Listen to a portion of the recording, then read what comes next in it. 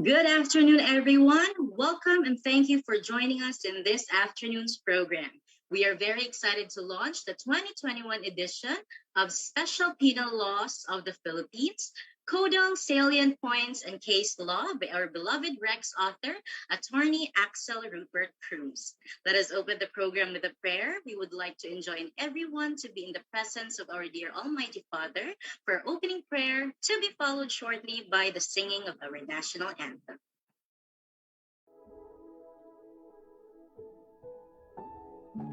In respectful presence of our brothers and sisters across boundaries and faiths, let us all join in prayer and worship and gratitude and for guidance. Almighty and eternal God, we thank you for the gift of life and all its joys. We thank you for today, for all its challenges, in all its splendor. We thank you for the gift of one another. O God of infinite mercy and wisdom, only in unity with your will can all our toils have true meaning. Transform us into willing and able stewards of this world and its future. Bring us together to work with understanding and compassion. As we toil and grow weary, we pray for renewed strength and resolve. As we experience pain and sorrow, let us be reminded of untold good beyond. As we see pain and suffering, let us be instruments of your peace and extensions of your loving and healing hands. As we gather here today, bless us all that our collective knowledge be tempered and guided by your wisdom. Grant us clarity of vision to see the common good amidst all distractions. Endow us with humility and purity of heart to transcend all differences and reservations. When we leave this gathering, let us be the change we seek. As we endeavor to practice what we learn, let us be the good we want to see in others. As we work for our learners and their future, let it be that your will be done. In solemn silence, let us conclude with our own personal prayer.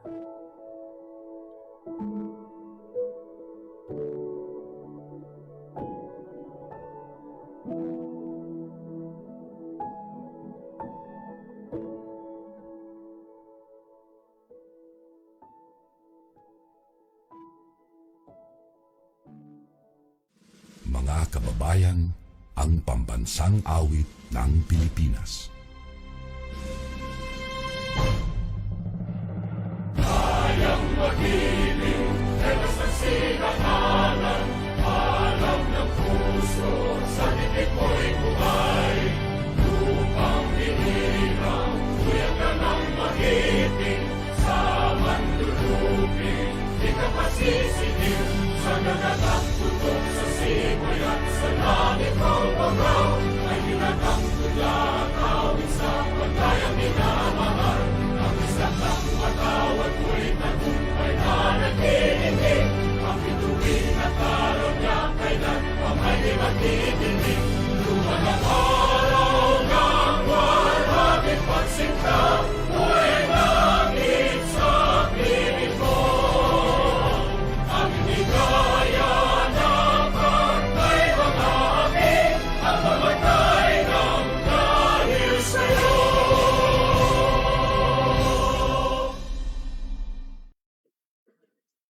Thank you, everyone. Before we get to the exciting parts of the program, we would like to inform everyone that we have arranged an online raffle. Our dear viewers, you have a chance to win a copy of the book. Just register on the link pinned in the comments to be included in our live draw later. If you're the lucky winner, comment present on the comment section within 30 seconds after we announce your name. Please take note that the raffle winner who is not able to come in present within the allotted time will be disqualified and the team will draw another winner. Announcement of one raffle winner will be done later before we end this program. So make sure to stay with us all throughout the program.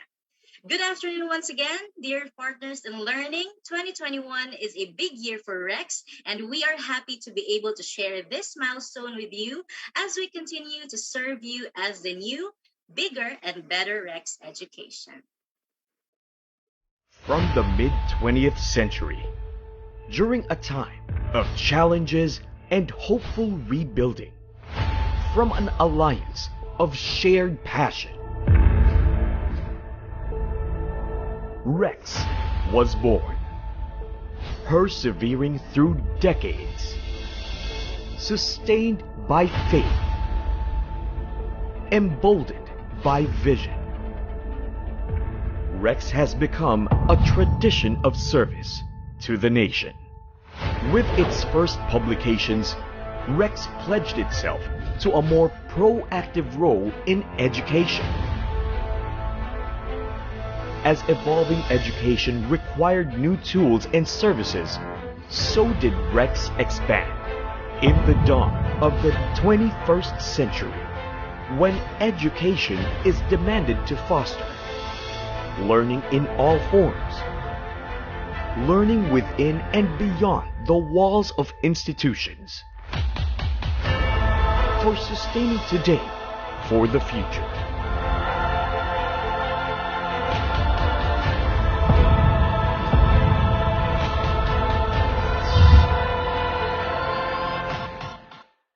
We are championing education.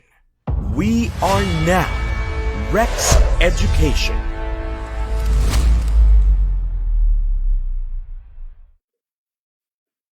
And to tell us more about Rex Education and to officially open today's event, let us hear from Rex Education's Chief External Affairs Officer, Ms. Danda Primelda I. Buhay.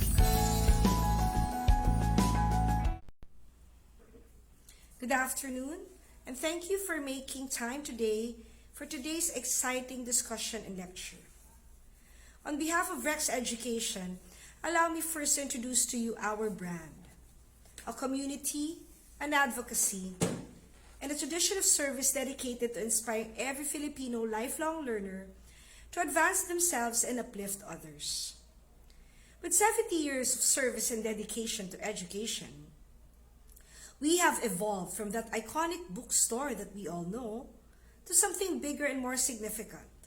From just providing learners with published educational materials, we are now accompanying everyone throughout their lifelong journey. Learning in all forms, beyond the walls of institutions, learning for delight, enlightenment, and fulfillment. And true to our tradition of service, Rex Education is guided by the Educampion philosophy, which seeks to rally and empower education duty bearers. We believe that all of us are Educampions, champions for education who are all working with the best interest of the Filipino whole learner in mind. As Rex Education, our mission is to empower all duty bearers in the field of education to champion education no matter what the circumstances are. It is through and because of this that we are excited to spend the next 2 hours with you as we come together to unveil our most updated offering for the Philippine legal community, titled Special Penal Laws of the Philippines, Codal, Salient Points, and Case Law. This book will be an amazing reference guide for both bar exam takers and legal researchers.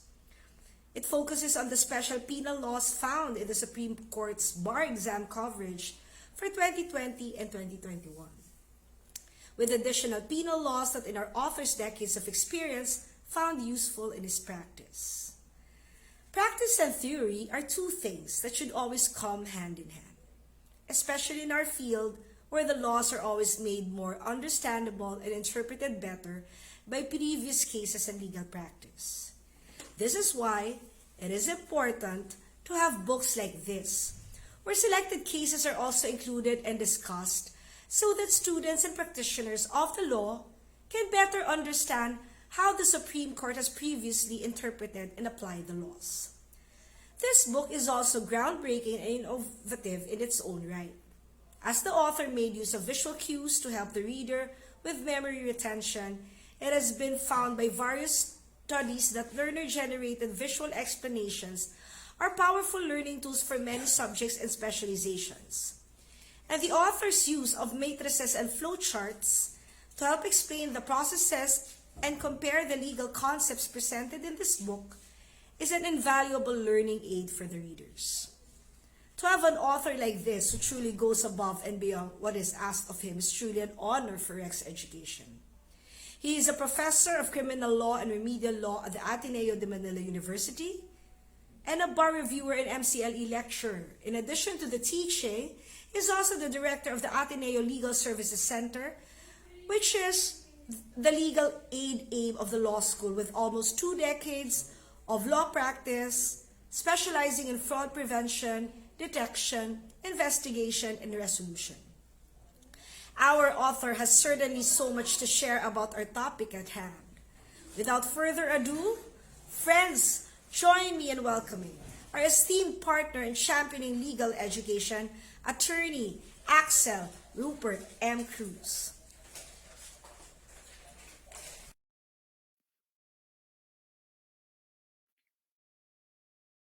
Good afternoon. Hi. First, I would like to thank my friends who attended this live stream with me today. Are Dean Joel Pelena, attorneys Abigail de la Cruz and Carol Orias de Ocampo. So thank you for being with me today. I would also like to thank everyone who's watching right now. Thank you for spending 2 hours of your time with this lunch. I hope to make it as interesting as possible. And for that, I'm not going to give a lecture as what you might have expected. No, instead of a lecture, I'll try to give a background of the book, how I ended up writing the book. I'd also like to describe the method of writing the book, as well as the future of this subject called SPL, or Special Penal Laws.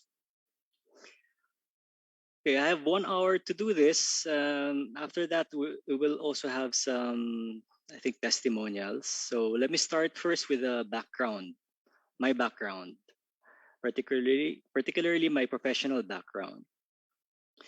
So I graduated in 2002 from the Ateneo Law.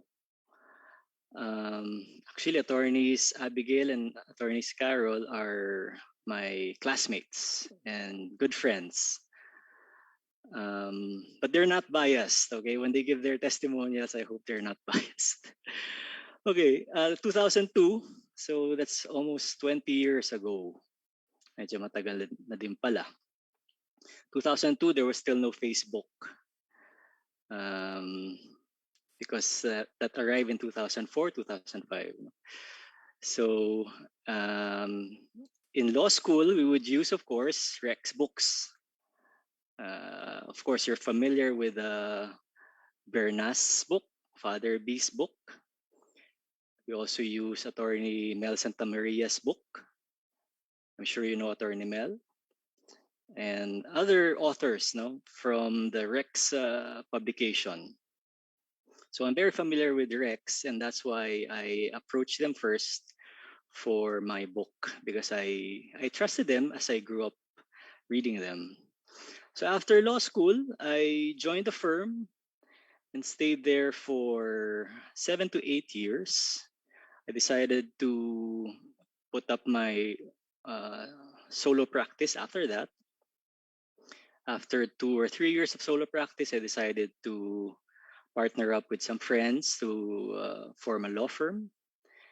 And then after that, I decided to go solo again and to teach also. Of course, I wanted to teach in Ateneo, where I graduated. So luckily there was a spot available in 2014 to teach CLED, or clinical legal education. So I took that opportunity, and then the next year, 2015, the SPL subject was born. It was made mandatory by Ateneo Law. So 2015 was the first time SPL was taught as a core subject and not as an elective.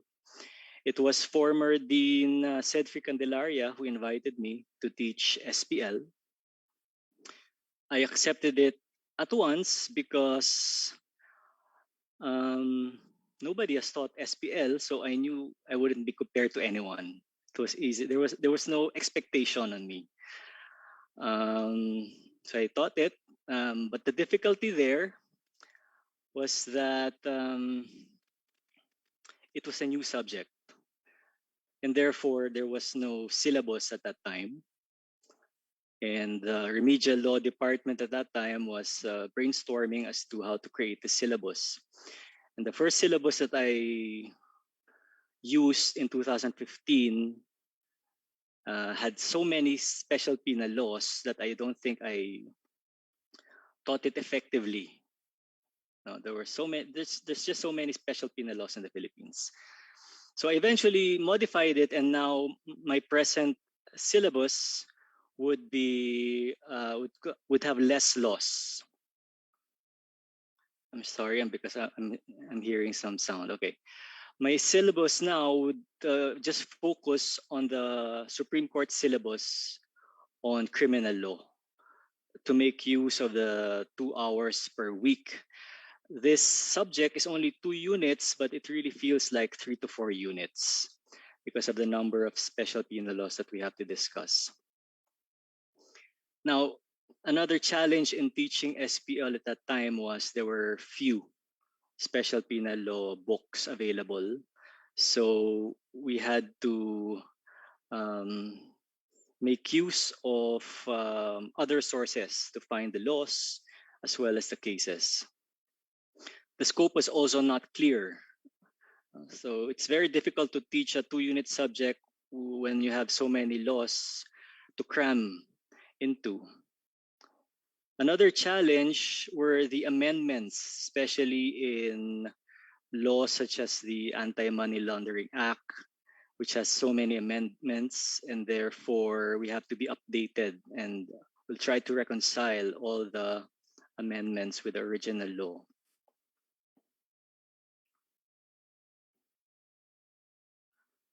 And also another challenge was the questions of the students.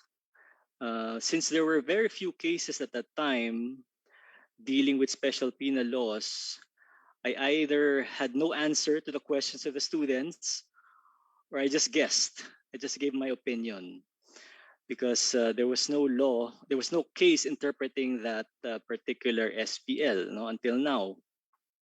There's no Supreme Court case on child pornography. So it might be good for the students, but if they ask me a question about child pornography and it's not in the law, then I have to just give my opinion and cannot rely on any Supreme Court case. Okay, so when did I decide to write this book? I think I decided around 2 to 3 years ago. I realized that I had all these notes for SPL, might as well use them and make them available to the public, especially the students who were complaining that they had trouble compiling all the laws and all the cases. So I decided to make use of my notes. So I started writing 2 to 3 years ago. I did not write it continuously, so it took me that long. So why did I also decide to write this particular book on this subject, a subject called SPL? Because at that time, as I mentioned, there were few books on SPL, and therefore, I think there's a market for this book, especially now that it's a mandatory subject for law students. Also, the books at that time were not updated. It was lacking in new cases, and it included also cases that are not relevant anymore. For example, the anti-cattle rustling law. You can still find that in some SPL books, but I don't think that's as relevant as it was in the 1970s. We also have other special penal laws that might be relevant in practice, but are not so relevant in academic discourse. No? So, like the anti video cam recording. It's very relevant because when you go to the cinemas, you always see that, but it's not a required subject in the Supreme Court syllabus. So I did not include it. I just included a Codal, or maybe not. But I don't think I included that because it wasn't useful in my practice. And of course, there are books that are incomplete. I think some included only certain provisions of the Special Penal Law, which I decided not to do in my book because I always emphasize that the Codal is more important than case law. No, as long as you know the Codal, you will never get lost. The case law will just supplement it. And it's actually easier to remember case law. So I always tell my students to read the Codal and not just the cases. So those are the reasons why I decided on the topic of SPL.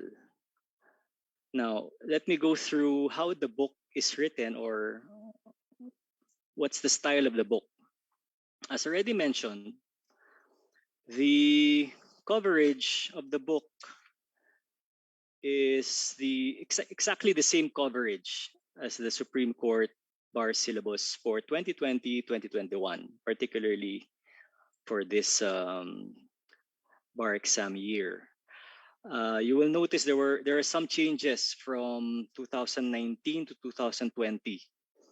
2019 syllabus used to it contained trust receipts law, which is no longer found in this bar exam coverage. It also added SPL such as the Data Privacy Act. I'll go into that later, whether that was a good idea in the first place. So I focus on bar coverage. Why? Because if I included all the SPLs, I don't think I'll be able to finish writing the book. There are just so many special penal laws in the Philippines, and you will notice that our Congress just likes penalizing everything.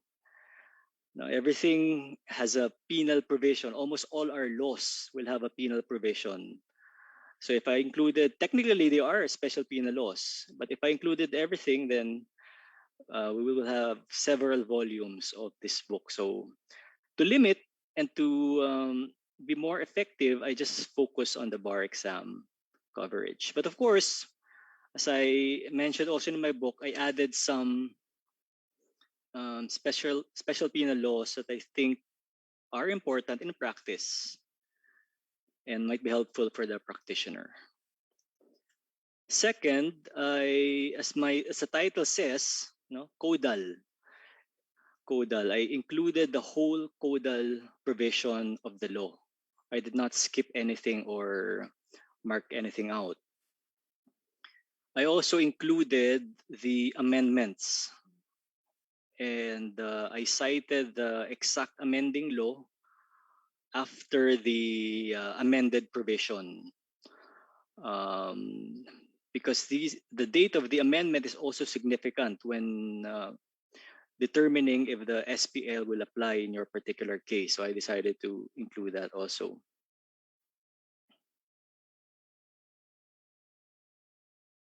The next part is the salient points Okay, why did I do this? Well, first, the Codal is for easy reference of the student or the practitioner.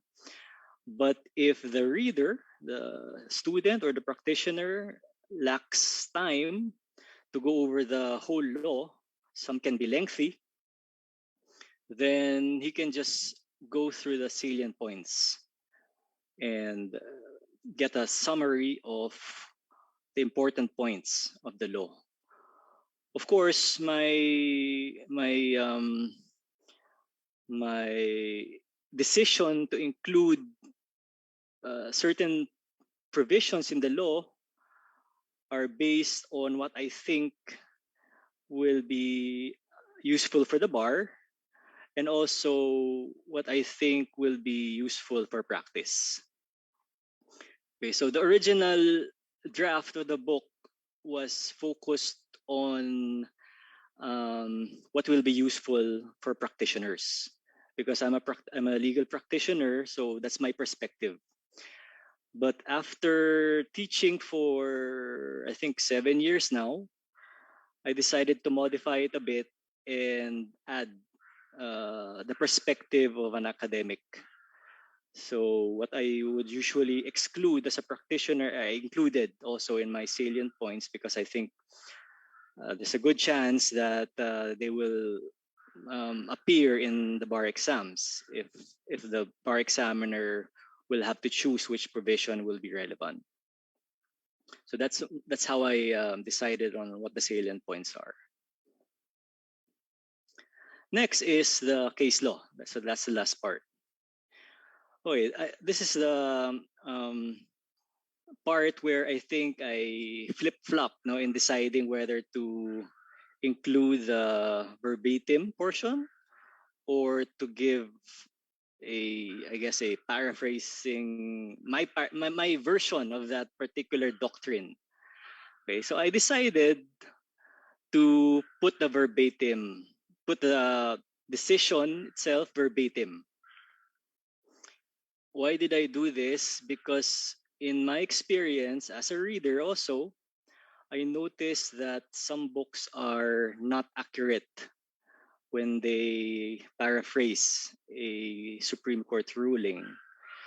And sometimes you will also notice if you check the original decision that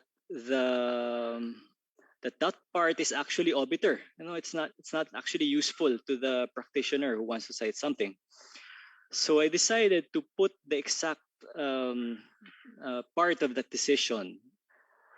And I think it's also useful for the student because the student will also notice the differences in writing style of the justices. They will notice how legal writing has evolved from 1910s, which I think some of the cases were issued until 2021. And I wanted the student also to appreciate that. No, but as much as possible, since citing the Supreme Court decision verbatim might be too long, as much as possible, I cut it down to the barest, the most essential portion of the decision. Okay, but again, since it can be quite long, I decided to also put the headings above the case law or the subheadings. For someone who's just looking for a particular doctrine that you want to use, then you don't have to read the whole discussion. You can just go to the doctrine and see if it's there. And then if you think that that will be relevant, then you can go check the original Supreme Court case. So those are the headings before the case law. I think that will be useful for the practitioner who's looking for quick access to legal doctrines of a particular SPL. And I also included matrices and flowcharts, as you will see. Not many, but I think I added them only in the parts where I think it's needed. especially when it comes to the processes. You will notice one under the Juvenile Justice and Welfare Act. The process can be quite confusing and even complex depending on the age of the child and the type of crime that was committed. So to make sense, I made a flowchart of the proceeding depending on these mentioned circumstances. I also noticed that when I was still in law school, it helped me a lot if I saw something in a table or chart form. So I assume that other students will also find it useful. For example, in the law on child abuse, there are so many offenses under that law. But to have a I guess holistic picture of what the offenses are, I inputted them in a table with the classifications above it so that you can never mistake one for another. So I think it will help the reader um, have a bigger picture of the law instead of focusing on just one small provision.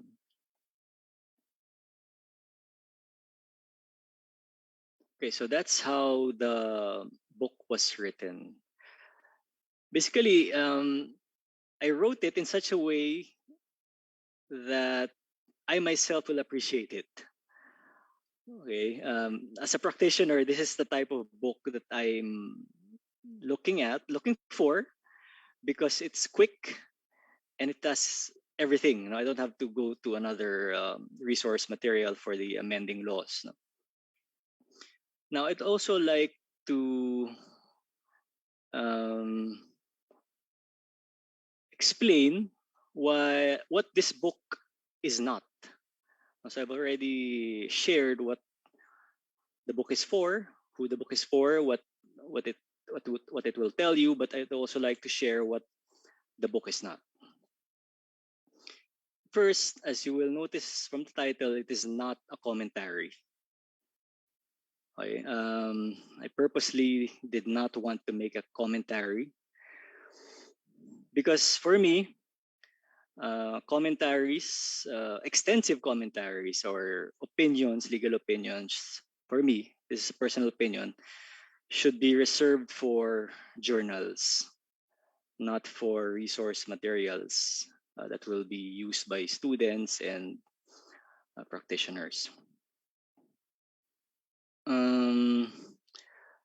While a commentary is nice to read, in my experience, I noticed that the commentary would usually contain a lot of opinions of the writer.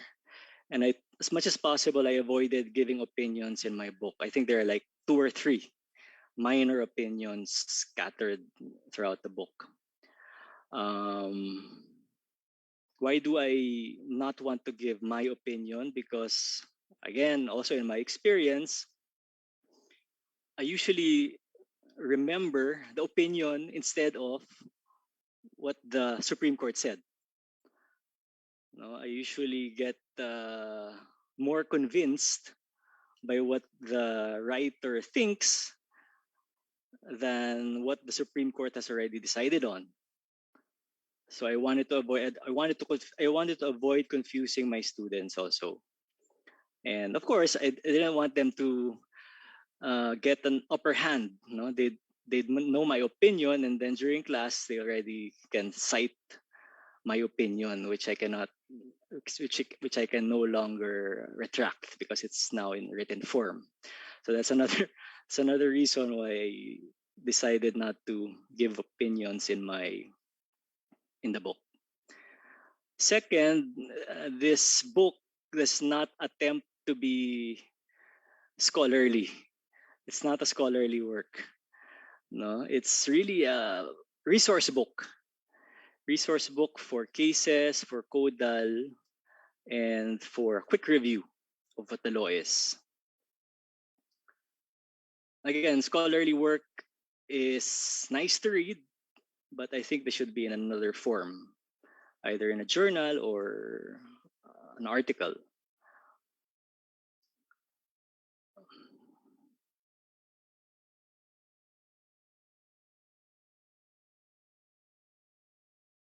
I also refrained from discussing the legality or constitutionality of a particular law, because again, it's also an opinion, and I also do not want to preempt. Since I'm still a practicing lawyer, I don't want this book to be used against me when they decide to quote me on my opinion. Okay. Now, let me now go to what I think the future of SPL is, and penal laws in general. Following the trend or noticing the trend in penal laws, I think there will be more special penal laws in the bar exam coverage. So kawawa ang mga future law students kasi I think madadagdagan yan at hindi mababawasan. It's just 2 units now, but it will probably be changed to 3 to 4 or 4 units in the future. As I mentioned earlier nga, we tend to penalize everything. Until we stop doing that, then there will be more special penal laws. I also think that in the future that special penal laws or the significance of special penal laws will overtake the revised penal code crimes. You can already see that trend in practice. Prosecutors tend to file indictments involving SPLs. Pakonti na yung RPC. And what's the reason for this? Because theoretically, it's easier to prosecute an SPL crime, being mala prohibita. But of course, I'm talking about RPC crimes only, not RPC principles under Book 1. That will always be important. But in terms of what crimes, specific crimes will have more significance, then I think SPL crimes will be more well known by the public. You can see this trend also in the bar exams. If you look at the bar exam questions in criminal law in 2000, let's say, kahit 2011, okay, you'll probably see 0 to 1 question in SPL. But 2 or 3 years ago, when I checked the bar exam questions for that year, there were 5 questions on SPL. So dumadami ang tanong ng bar examiner on SPL because again, it's becoming more popular than the crimes under the revised penal code na 1930s pa, na hindi na ganun ka significant. But hopefully, my hope for this subject is that, well, in penal laws in general, is that there will be a unified code of crimes. Just like in other countries, you just look at one book, everything is there. I'm not hopeful that will happen, but it's a hope. This is better for everyone, I think, especially for the law student, and also for the practitioner, because you will find a lot of redundancy in penal laws. For example, the act of having sex with a child or acts of lascivious conduct on a child will in effect result to several crimes. You don't know what to charge. The prosecutor will have difficulty trying to decide what crime to charge. It can either be child abuse, It can also be violence against a child, violence against women and children, or it can be trafficking in children, or it can be rape under the revised penal code, or acts of lasciviousness, sexual assault, statutory rape. Di ba ang dami? It's too complicated. It's too complex with the system that we have now, where we have a primary revised penal code and then we have SPL scattered around the RPC. So it's a challenge for teachers to try to reconcile all these laws. There's an opinion that in such a case, I think it's also a Supreme Court decision where in such a case, the prosecutor should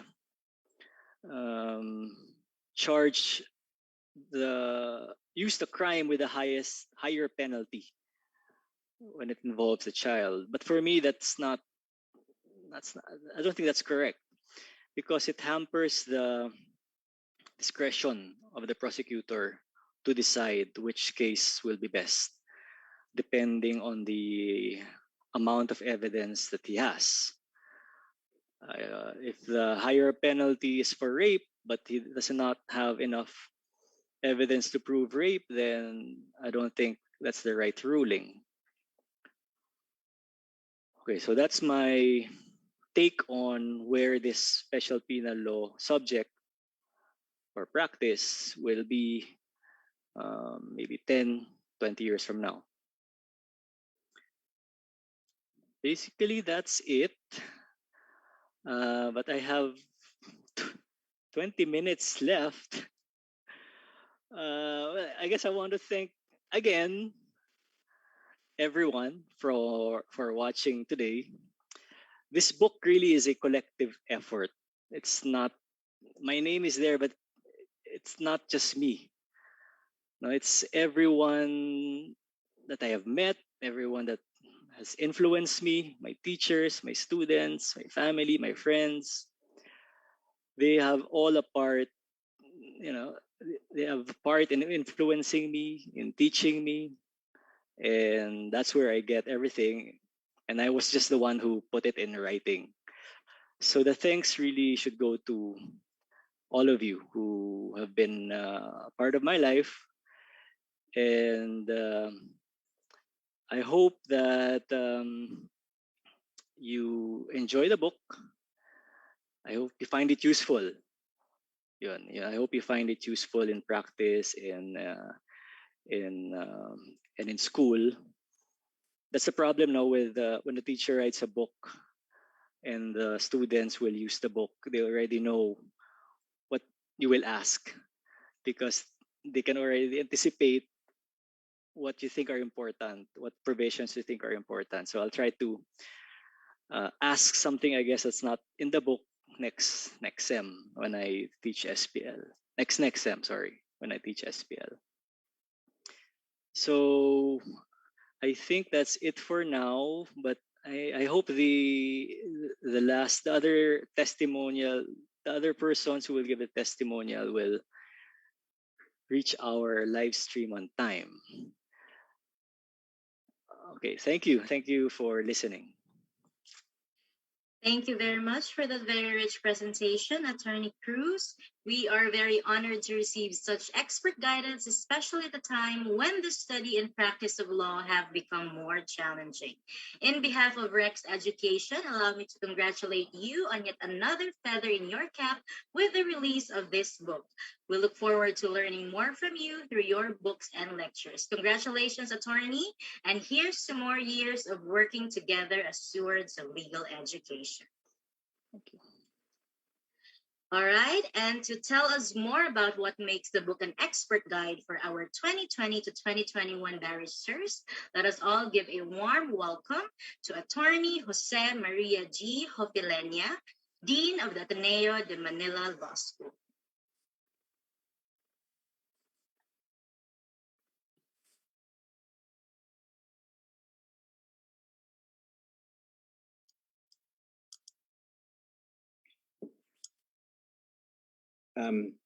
Thank you very much. And On behalf of the Ateneo Law School, and speaking likewise for myself, I'm delighted to extend our warmest congratulations to Attorney Axel Cruz on the very valuable contribution he is making to legal education and legal practice through his book, Special Penal Laws of the Philippines. As many, if not all of you may know, and was in fact mentioned earlier by Ms. Bohayan of Rex Education, Axel is a member of the Ateneo Law School's faculty. Having been so, I believe for perhaps the last 7 years or so. As a member of our faculty, Axel teaches remedial law and criminal law, including the course on special penal laws, which is the very coverage of his book that we launched today. On top of that, Axel is primarily responsible for the clinical legal education program of the Ateneo Law School for our students who have selected dispute resolution as their elective track. And as if that were not already enough, as the director of the Ateneo Law School's Legal Services Center, he also oversees the very important, if essential, undertaking and commitment of the school, which is to directly attend to the legal needs of our poor and marginalized fellow men. Which is a long way of saying that on account of all of these, Axel is already a very busy man. And yet, he has managed to give us this book. A book that will assuredly enrich our students' study and appreciation of this essential portion of the vast body of Philippine laws.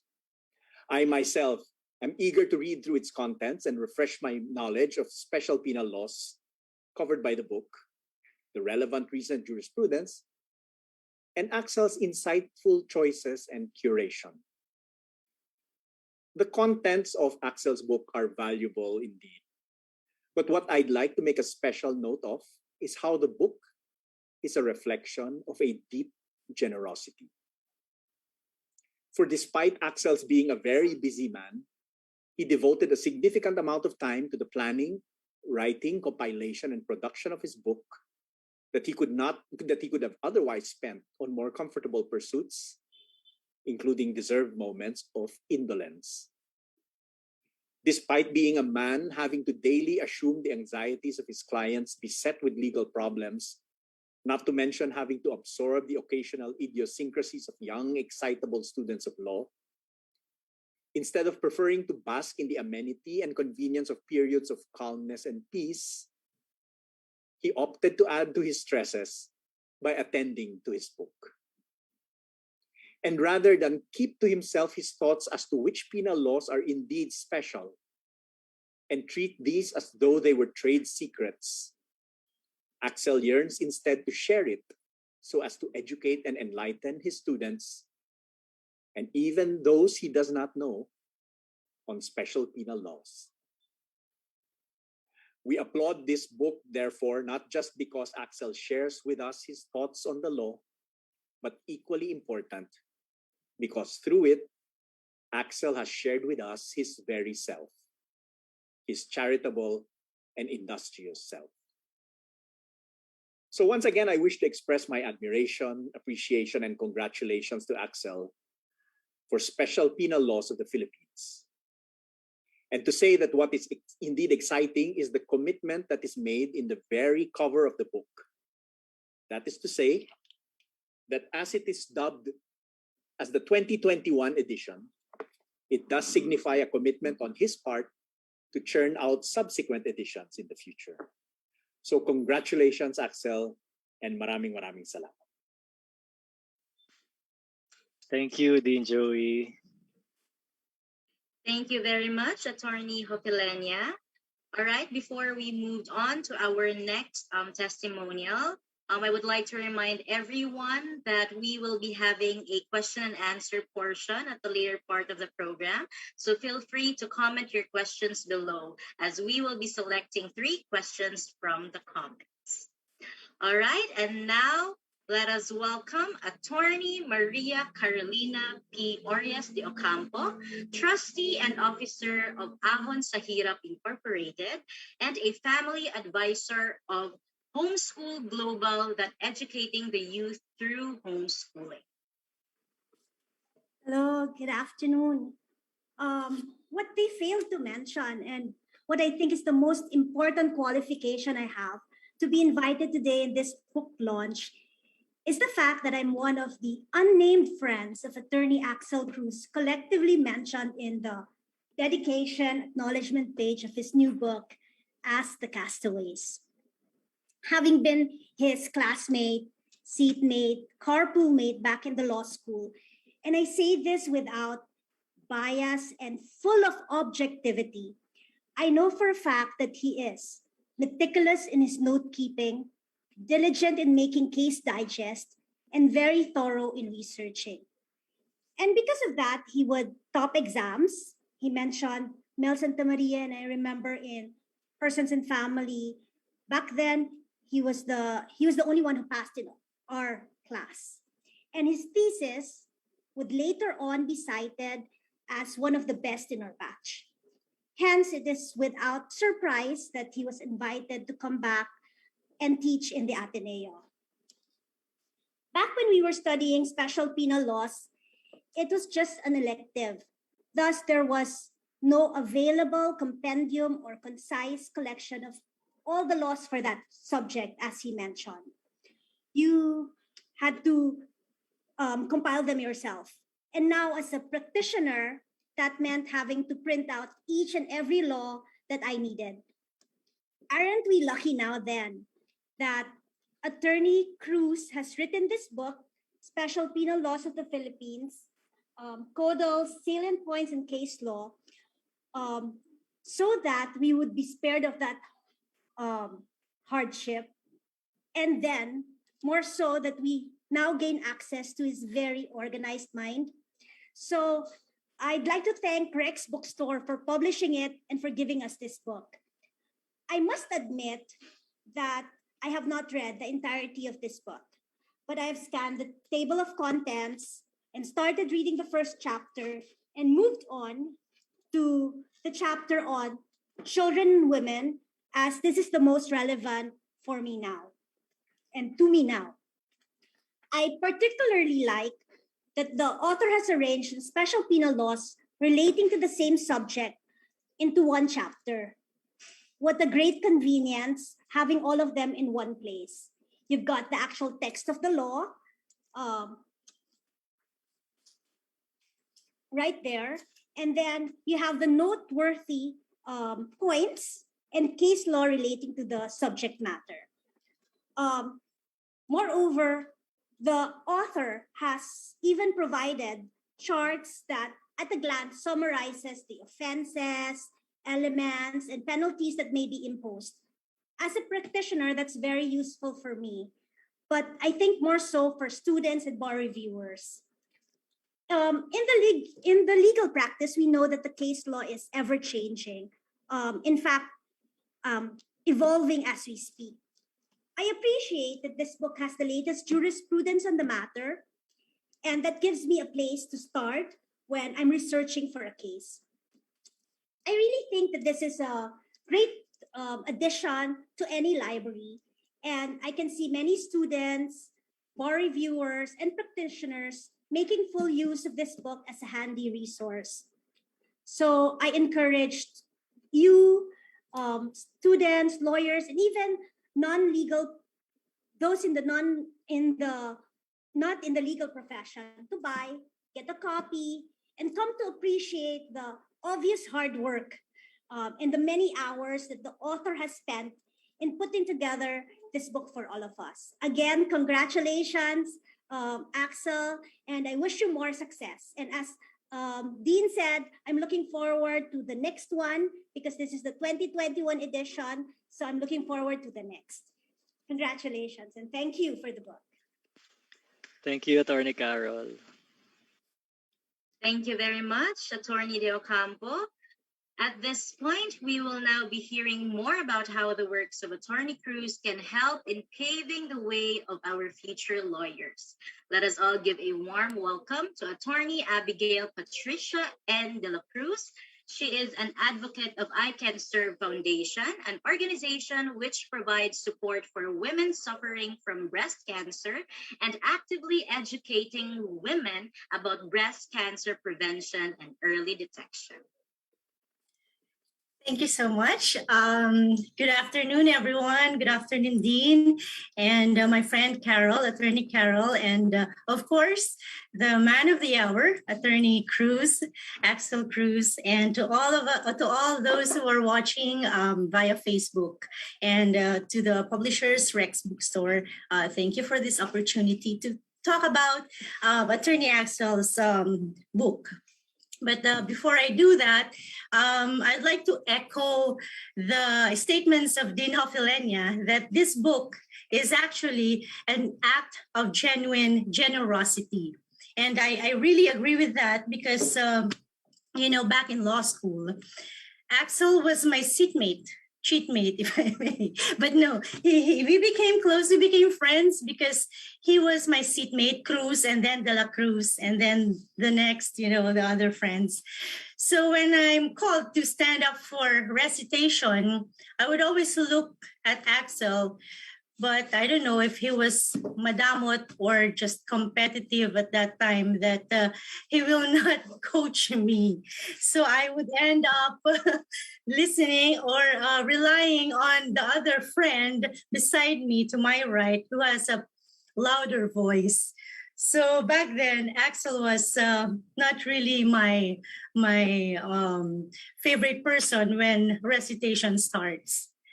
And then a few years after law school, I heard that Axel went back to the law school to teach. And so I said, oh, he's not really madamot because he's willing to share his knowledge to a lot of students. And then today, it came really as a surprise. I mean, we're close, we're friends, but it never occurred to me that he will be publishing a book. And as an act of generosity and a legacy, and to share his knowledge, not only to students, to practitioners, to other lawyers, not only today, but for the coming years in the legal profession and in the entire world, to benefit from his, for the entire world to benefit from his wisdom and knowledge. So I'm very, very proud, incredibly proud, not only to be his friend, but also as a colleague. And that Axel was a rock star in college and even in law school because he used to play in a band, and I think he was the bassist. And up to this day, he's not playing any instrument anymore, but he remains as a rock star by being the author of this Special Penal Laws of the Philippines with Codal, Salient Points, and Case Law 2021 edition. And I must say that in the legal practice, I came to realize that the revised penal code of the Philippines is really outdated. The crimes that we prosecute on a daily basis is really are crimes or offenses covered by special penal laws. And it's very tedious when you're a practitioner preparing for your pleadings and your arguments in court that you have to research the laws one by one separately. And it's genius that somebody thought of coming up and publish a book that put all these special penal laws together. And it makes my life, it makes work easier for me. And also the book is very easy to read, and it's organized in a manner that that's very similar on how I would formulate my arguments and write my pleadings. Codal, meaning the law that is applicable to my case, and then the salient points and how it relates to the facts of my case, and then the jurisprudence applicable. So it's very convenient, and it's going to be a very good reference book to practitioners, especially those who are into criminal litigation. And also, I want to emphasize that it's not only for criminal litigators, but also for lawyers to practice civil litigation, especially family law. Because as we know, when you handle annulment cases or custody cases, we tend to use as bargaining suits criminal charges that are covered by the VAUSI, Violence Against Women or Children, and the Data Privacy, Photo and Video Voyeurism Act. So these are offshoots usually of a family case law. So you use it as bargaining tools. So you have to have a knowledge of the special penal laws as well in order to, to defend your case or to prosecute your case. And it's also very relevant that, most of the cases that we prosecute these days are violations of cybercrime, cyber libel, especially in the age of social media, and of course, data privacy, the Drug and the Dangerous Drugs Act. Every day we encounter this in practice. And this book is very convenient, easy to read, and it's going to be very, very helpful. So I congratulate Axel for the effort. You make life so much easier for us, for me. And I hope that this book will produce top-notchers for the bar and brilliant and good lawyers and even judges or justices. And I wish you continued success. And I hope that this is like what Carol said and Dean Hofelenia. I hope that this will be the start of a series of books that you will publish in the future. So congratulations. And I would like to say that also I'm also part of the castaways. So seriously, much as I wanted to browse and read all the pages of the book, I stopped at the acknowledgement. I couldn't. Thank you. I hope you continue to inspire us, and I hope that we continue to inspire you to keep writing and publishing more books in the future. Congratulations. Thank you, Attorney Gail. Ang gaganda ng mga testimonials. Wala akong masabi. There's actually supposed to be 2 more students, but I think they're still in class and my talk ended early. But I'm sure they'll say that the book is good. Kaya yun ang gusto nila sabihin. That they find the book so useful. I'm just guessing. Okay. So I'm not sure what the next part will be since wala pa yung dalawa. All right, thank you for all these kind words, Attorney Hofelenia, Attorney De Ocampo, and Attorney De La Cruz. Hearing your praises of the book gives us utmost pride for having been chosen and entrusted with the publication of this masterpiece. In the same vein, allow us to express our gratitude to you as well for being stewards of legal education. All right, now we're opening the floor for our question and answer portion with our author, Attorney Axel Rupert Cruz. So feel free to comment your questions below. We'll be selecting 3 questions from the comments, and as we move forward, I will be reading the questions in behalf of our author.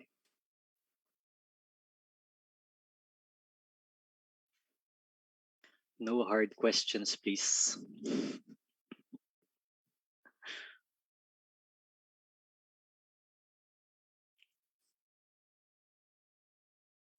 Do you have questions from our viewers? This is your chance to ask Attorney Cruz. Feel free to comment your questions below.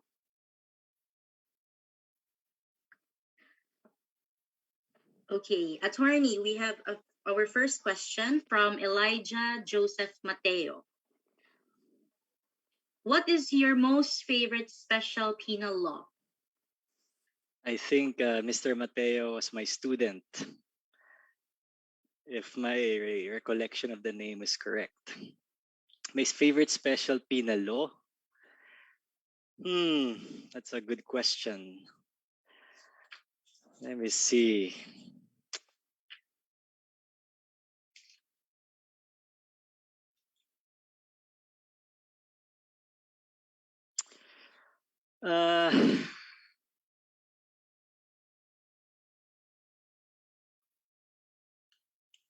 I think I think my favorite would be teaching the anti-child abuse law. Why is that? Because there are so many cases regarding this law, which is sad, no? To think there are so many cases on child abuse. But the cases are also conflicting. They have, depending on the division, they have conflicting interpretation of the law. So I think it's challenging to teach this particular law, unlike the other SPLs, which are more or less, the doctrines of which are more or less consistent. Walang masyadong conflicting doctrines. So that's the answer. Thank you for that, attorney. We have our second question po from Sofia Imperial Bernedo. What challenges, if any, did you face in writing your book? Sounds like a pageant question. So, Miss Imperial Bernedo, the most challenging part was working without you in the office. No, I'm used to having you in the office, and when you're not here, it's hard to write the book. So that's the most challenging part. But seriously, most challenging part would be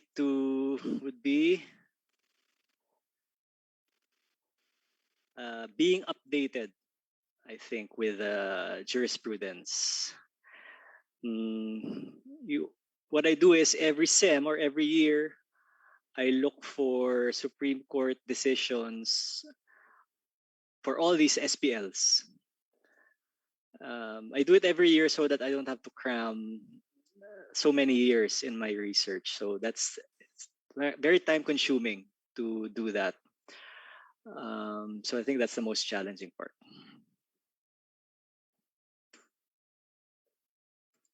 Thank you, attorney. And for our last question, from Marlo Winner Quinto.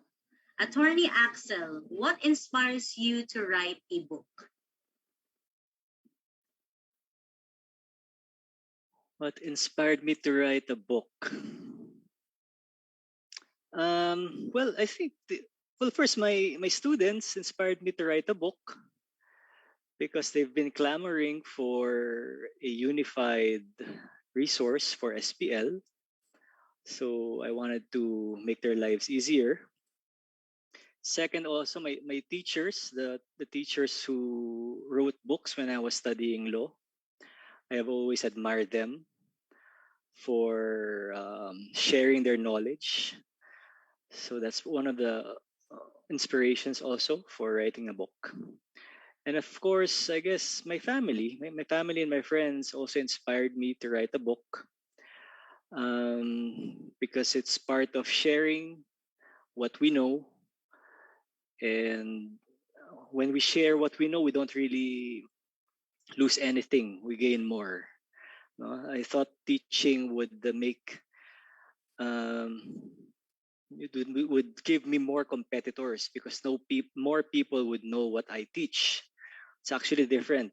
When you teach, you actually become more knowledgeable about the subject because I'm forced to learn it in a true way, no, not in a shallow way. So that's also why I teach so I can learn more. I hope that answers the question. Thank you, attorney. We have one more question, attorney. Mm-hmm. From Ron Abs. What tips can you give to the aspiring writers? To the aspiring, I assume that he's talking about law books.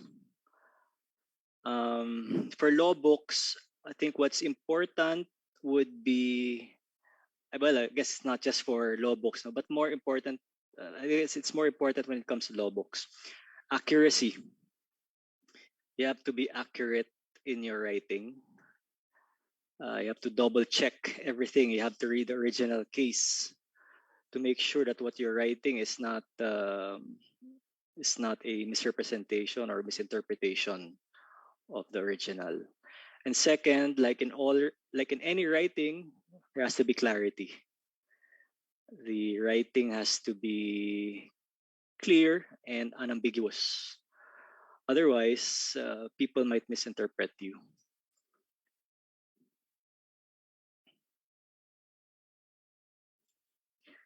All right, thank you very much, Attorney Cruz. And that's it for our question and answer. Attorney, before we proceed with our raffle, do you have any advice to our 2020-2021 barristers and to our future lawyers that are watching with us today? This batch of bar takers is a unique batch. I can't even imagine the hardship that you're going through right now. No, it's so the uncertainty of the bar exams right now is high. You thought it was last year, then it was moved to November, and now it's moved again. So it's like training, you know? If you train too hard, if you study too hard every day, you'll get burnt out. And that's true also for bar review. You might get burned out if the bar date keeps moving. So that's the challenge. I think that's the biggest challenge for you to not to be burnt out. So try to find the proper schedule, proper management of your study hours, study materials, so that when the time comes, the information is still fresh in your memory. You know, hindi siya nawala na kasi ang tagal na, no? Each one will have, of course, their own way of coping. So I'm not going to suggest any particular way of managing your time, but concentrate on that. Concentrate on that. And of course, as I always tell my student, in taking the bar, I think you should really focus on the codals. Focus on the codals, and then if you don't have enough time, but of course, if you have enough time, then read both the cases and the codals. But if you are lacking in time and your only purpose is to pass the bar, not to top the bar, well, of course, there's no topping the bar anymore because the Supreme Court will not publish the bar top notchers anymore. But concentrate on the Codal. You will never get lost if you know the Codal by heart.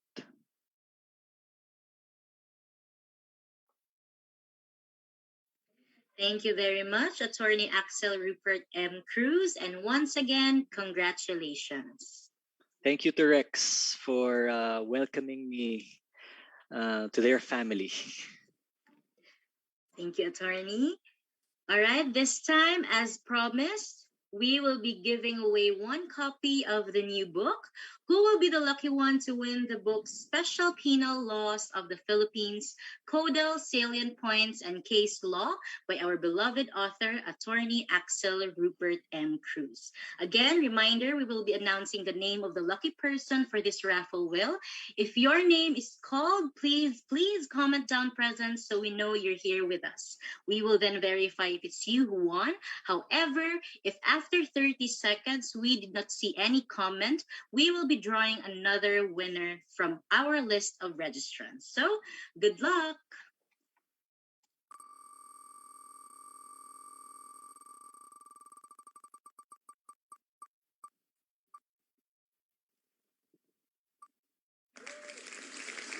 All right, congratulations to Marnie Estebal. Once again, congratulations to Marnie Estebal. Marnie, if you're here with us today, kindly comment present in the comments section. We will be giving you 30 seconds. Once again, congratulations to Marnie Estebal. Congratulations, Marnie.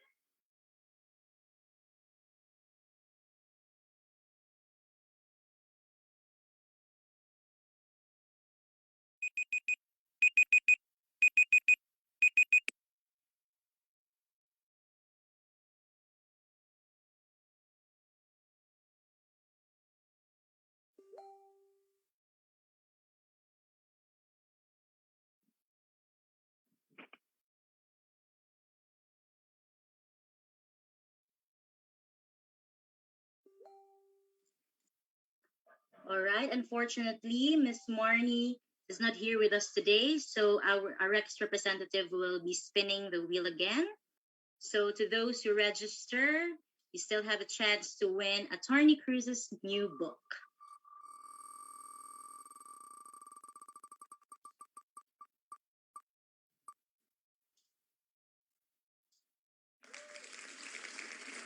All right, we have another winner. Congratulations, Jim Season. Once again, congratulations, Jim Season. Sir Jim, if you're here with us today, kindly comment present in the comment section so that we can verify if it's you. We will be giving you 30 seconds to do it.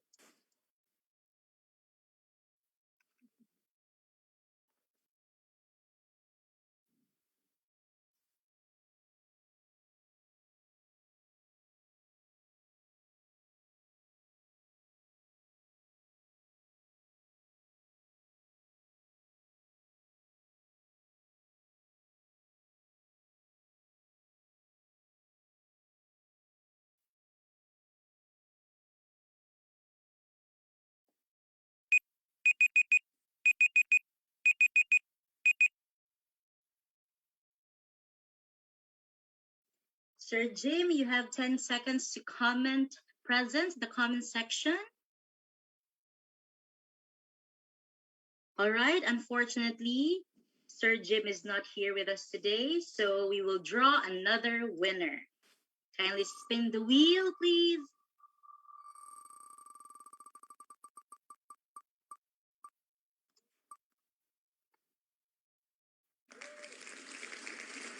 Congratulations to Meg Reyes.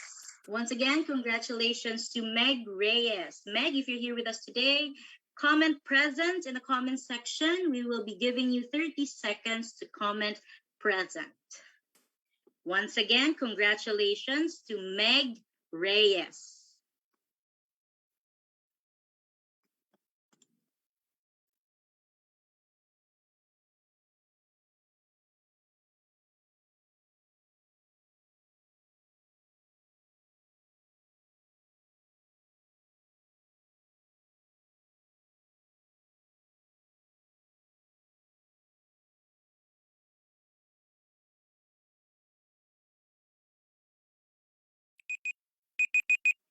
All right, congratulations to Meg Reyes. Okay, congratulations. Yes, you have won a copy of Atty. Cruz's new book entitled Special Penal Laws of the Philippines, Codal, Salient Points, and Case Law. All right, a Rex representative will be sending you an email regarding the details on how to claim your prize. Once again, congratulations, Meg Reyes. On that note, we have come to the end of this afternoon's program. Indeed, it was a very productive learning afternoon with our legal luminary, Attorney Axel Rupert Cruz, and our distinguished guests. On behalf of Rex Education, I would like to express our heartfelt gratitude for having been chosen as your partner in legal education. We look forward to more years of our fruitful partnership as we continue to work together to enable law students and lawyers achieve their dreams of becoming lawyers and excelling as one.